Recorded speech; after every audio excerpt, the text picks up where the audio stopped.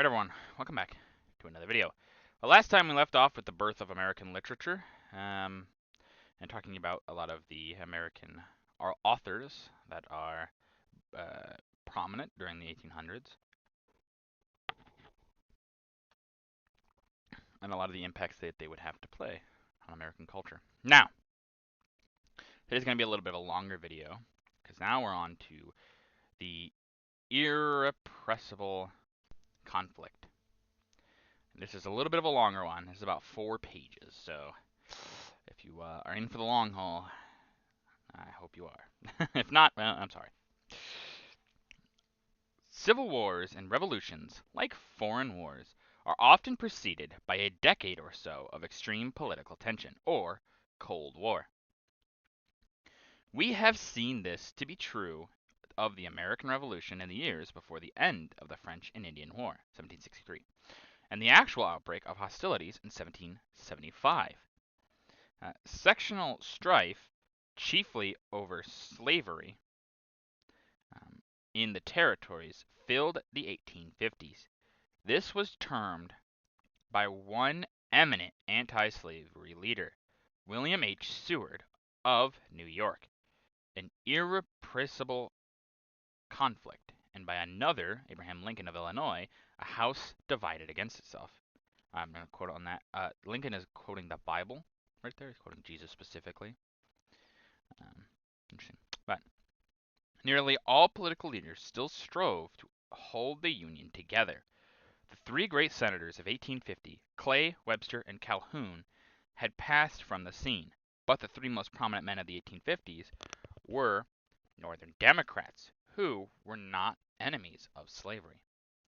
President Franklin Pierce of New Hampshire, elected in 1852, and James Buchanan of Pennsylvania, elected in 1856, made concessions to Southern sentiment, so much so that angry anti-slavery men called them dough-faces for having no political expression at all. Stephen A. Douglas of Illinois, perhaps abler and certainly more popular than either, reached for the White House but never attained it. Douglas, who said that he did not care whether slavery is voted up or down, was interested in a northern route for a railroad to the Pacific. In order to attract Southern support, he urged the prairie territories of Kansas and Nebraska be organized without reference to slavery. They had been free under the Missouri Compromise of 1820, but their status should be determined by the vote of the white settlers. This he termed popular sovereignty. His opponents called it squatter sovereignty, a squatter being an unauthorized settler on public lands. The Kansas-Nebraska measure started a rush for Kansas. Pro-slavery men, chiefly from the slave state of Missouri, poured in to vote for slavery. Anti-slavery Easterners came to make Kansas free. Nebraska, by its geographical location, was assumed to be free, but Kansas literally became a battleground. Here, there was a miniature civil war, a sort of curtain riser to the Great Civil War. Slavery men burned the free settlements of Lawrence and shot some of its settlers. In retaliation, the fanatic John Brown murdered slave state immigrants, some of whom were not even slave owners themselves. Senator Charles Sumner of Massachusetts made a fiery speech on the crime scene against Kansas, and was hammered into unconsciousness by a cane in the hands of Preston Brooks of South Carolina. Douglas demanded a free and honest vote on the part of Kansas, and thus became hostile to President Pierce, who was determined to concede the territory to the South. One second, I gotta explain the whole caning incident here. So Charles Sumner, who is caned, it's not just because he said, "Oh, Kansas is all this and that." He technically made reference to the Preston Brooks's wife, so that's kind of why he really got caned. But you know, A main result of the Kansas question was the organization of a new political party. The old Whig Party was now hopelessly split between its northern and southern wings. An attempt to create a new American party, hostile to foreign immigration and especially to the Irish Roman Catholics, had some success, but soon faded. All the anti-slavery forces united in 1854 to form a new party, which revived the original name of Jefferson's Republican Party. Initial meetings were held in the Middle West at Jackson, Michigan, and Ripon, Wisconsin. Its platform was essentially that of the Little Third Party, the Free Soilers, to keep the territories free from slavery. But it was joined by the great bulk of Northern Whigs, like Seward and Lincoln, and by many anti-slavery Northern Democrats. Their candidate in 1856 was John Charles Fremont, a Southerner by birth but associated with the far West. He had mapped routes for exploration across the Rocky Mountains and was nicknamed the Pathfinder. He was defeated by James Buchanan, who carried the South and some key states in the North. Fremont won New England, New York, and many other free states. Witter was jubilant. If months have well nigh won the field, what may not 4 years do? Since in this generation we are accustomed to think of Republicans as a conservative party associated with business interests, it is interesting to note that the Republicans of the 1850s were called the Radicals, especially in the South, and cartooned as a motley array of socialists, abolitionists, feminists, and other extremists.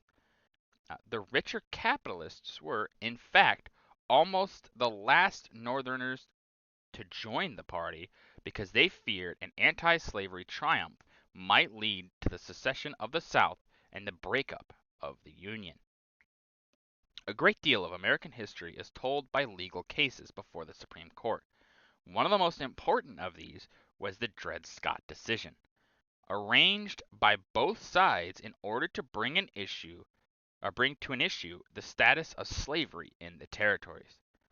Dred Scott, a slave, had been brought into free territory and sued for his freedom on that account.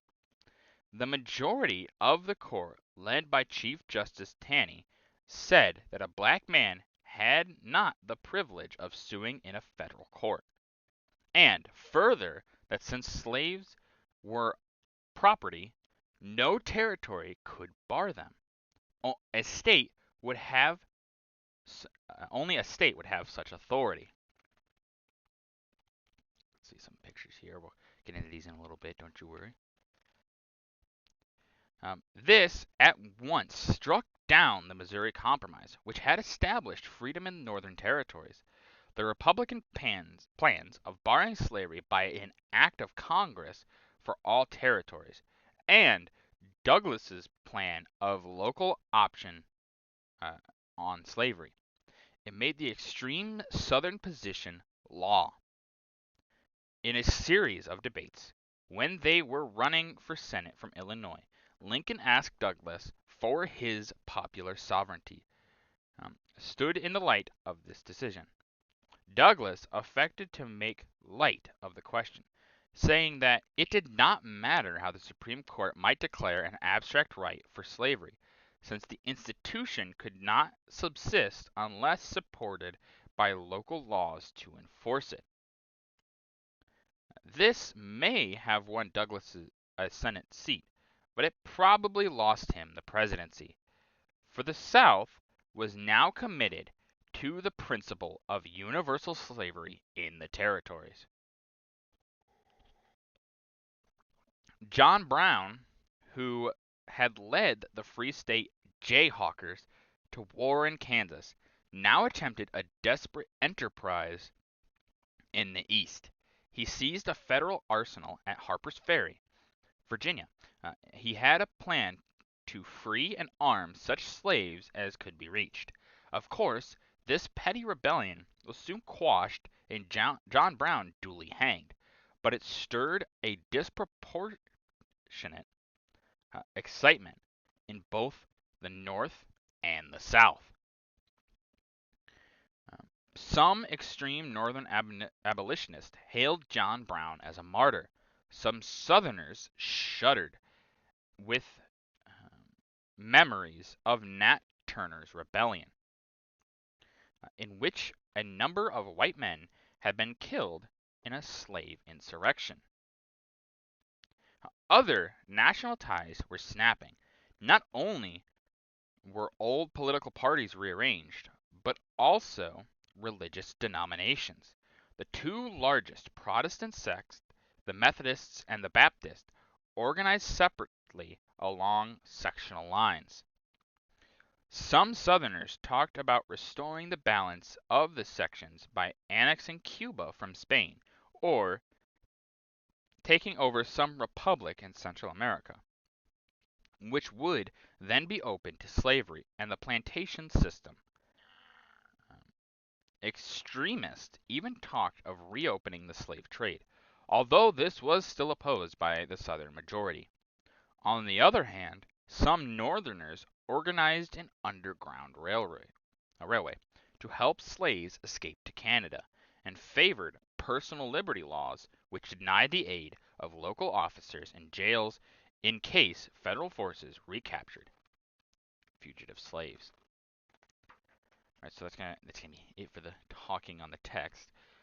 Yeah, obviously we got into quite a bit, um, and yeah, this is a really good thing to point out. Obviously, I got right into it right at the beginning, but um, a lot of wars are not insular in their um, starts. They don't just start because let's have a war. That doesn't usually happen.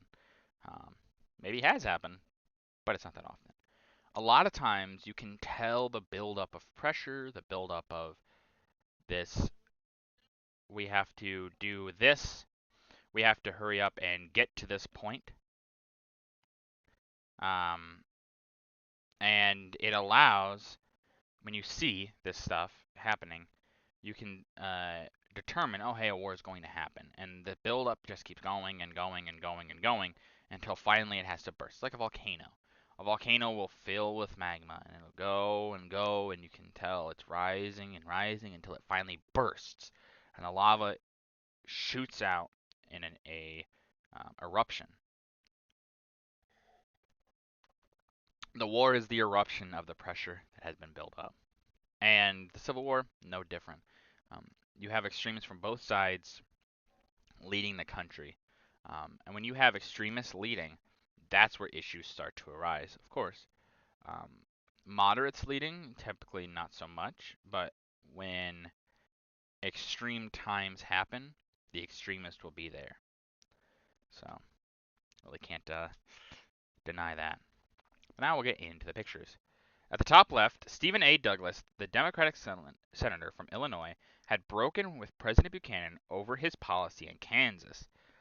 The Republicans in the East were so pleased with Douglas's new policy that they urged their friends in Illinois not to oppose him for re-election. But the Illinois Republicans selected Abraham Lincoln to run against him in 1858. Lincoln then challenged Douglas to a series of debates. Accounts of these debates appeared in nearly every metropolitan paper in the country, and although Douglas was eventually the winner of the campaign, Lincoln acquitted himself so well that the debates served to build his fame throughout the country. Yeah, even though it's one of those, you don't necessarily win the battle, but you win the war, and that's kind of what happens with Lincoln here. While he didn't necessarily win, he did get enough support that it makes him an obvious candidate for president. And it's why Douglas doesn't become president, but Lincoln does. Lincoln is very masterful. He's probably one of the best political leaders we've ever had because he knew the politics in and out, and he knew exactly what people wanted, and he was just a genius in that regard. It's why he is so well remembered for it.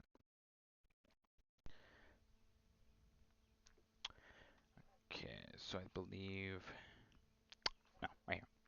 just making sure. So top right here, one of the chief disagreements between Douglas and Lincoln was Douglas's espousal of the doctrine of popular sovereignty.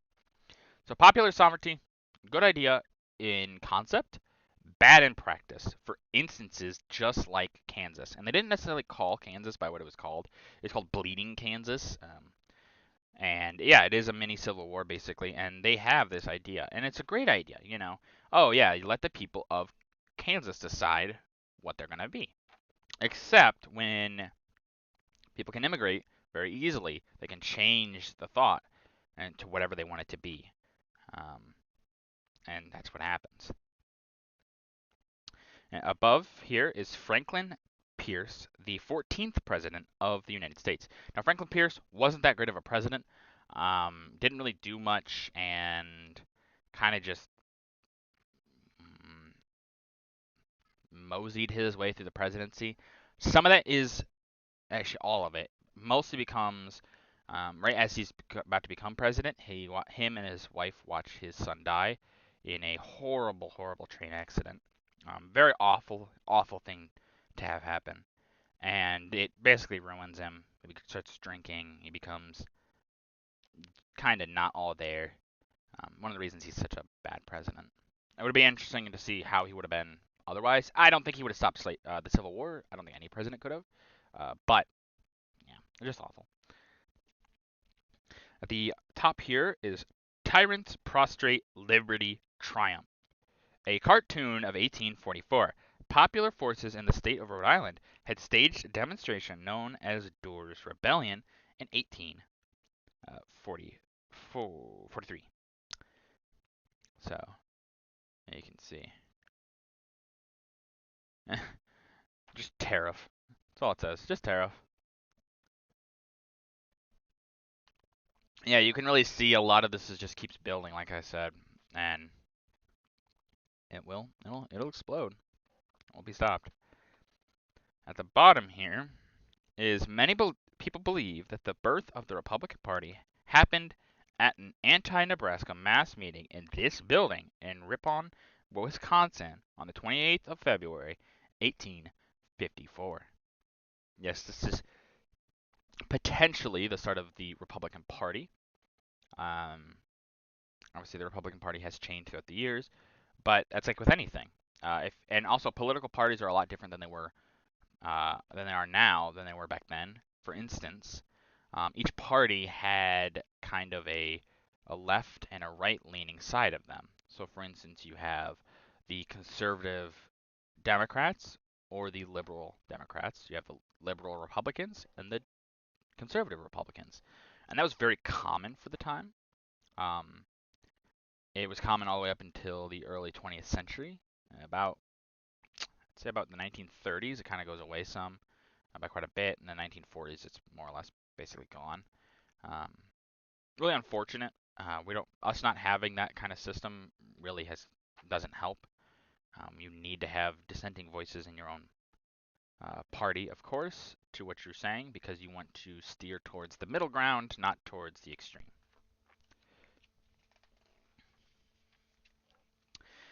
At the left here, Colonel Charles Sumner, the senator from Massachusetts, on a visit to Kansas. Sumner made a 4-hour address to the Senate urging the repeal of the fugitive slave law on the 19th to the 20th, May 1856.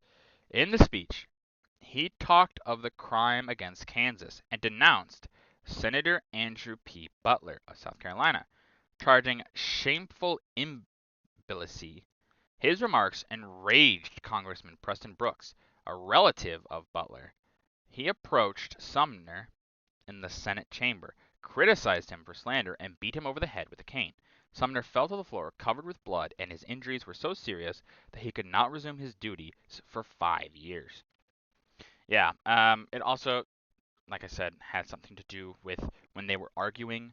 He talked about his wife. Like I said, yeah. But yeah, if you're having senators cane each other, this is an issue.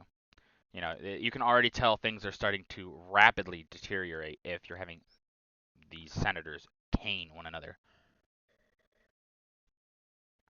That should not be happening, of course.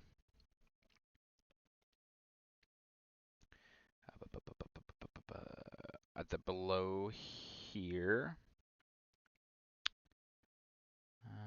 Senator Charles Sumner, and this is Charles Sumner right there. Has the whiskers like a lot of guys did at the time. It's very common back then. Below here is President James Buchanan, the 15th President of the United States. James Buchanan, potentially the only homosexual president. Now, it's not fully true. We don't know for sure, but he could have been. Some evidence to it.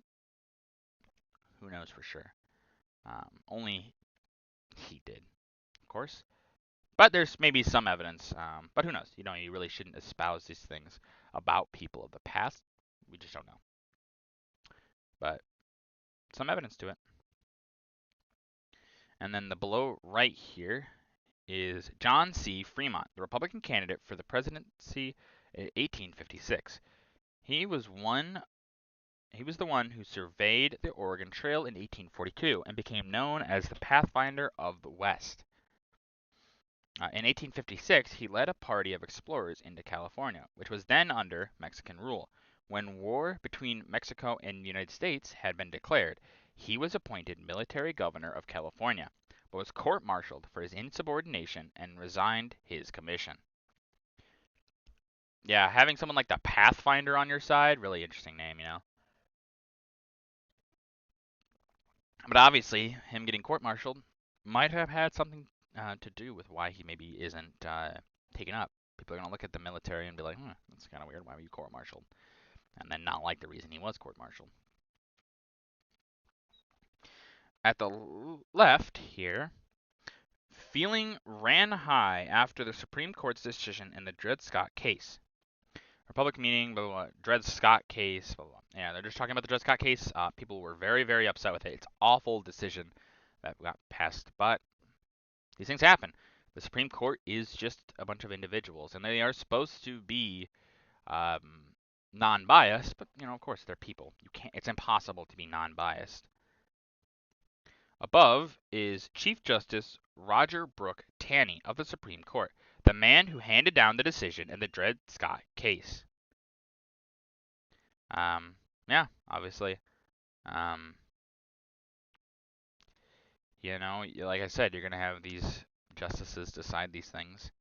And if that was his decision, that was his decision. There's nothing anyone can really do about it. You could try to appeal, but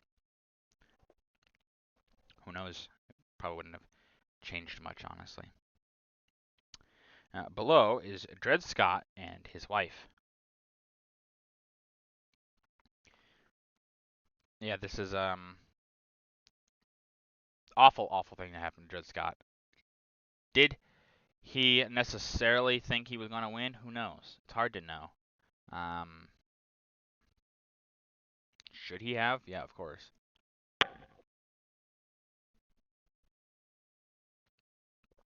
If he was in free territory, realistically, he should have been able to be freed. Even if that wasn't the case, still very unfortunate for him. And at the left here is a painting, The Last Moments of John Brown by Thomas Hovenden. It's interesting. I know it says a painting, but it almost looks like a real photo, doesn't it?